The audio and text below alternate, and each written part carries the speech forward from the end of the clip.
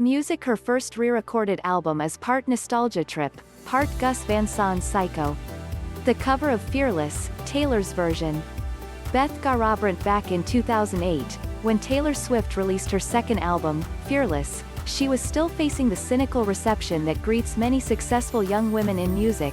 The accusation that she was far more a phenomenon of commerce than one of art. The relentless criticism came despite Fearless' huge success.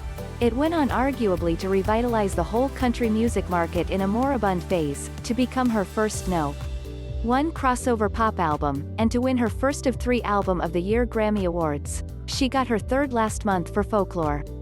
Of course, Swift's persistence and evolution as a songwriter and performer since then has muted those mutterings except among the most bullheaded snobs.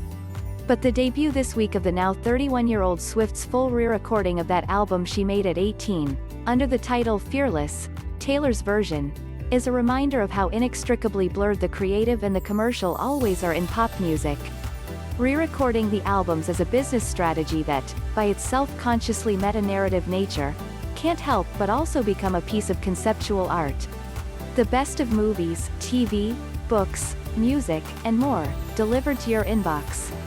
The Fearless Redux would likely not exist had Swift not become entangled in a multi-level business imbroglio with former manager Scooter Braun.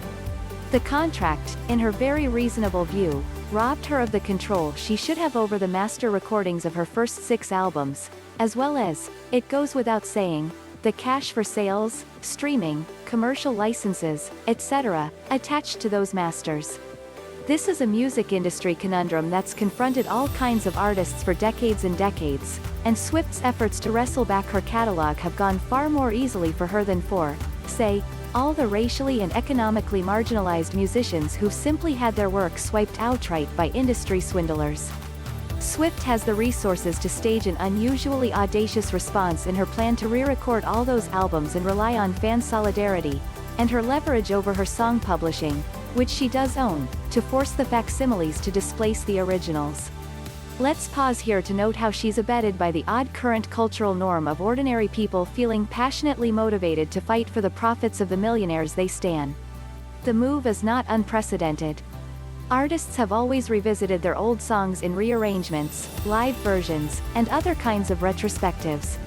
But Prince pointed toward this more extreme tactic when he remade his hit single, 1999, in its titular year, as part of his epic battle with former label Warner Brothers, and artists as wide-ranging as Def Leppard, Simply Red, Squeeze, and JoJo have at least dabbled in the practice during contract disputes.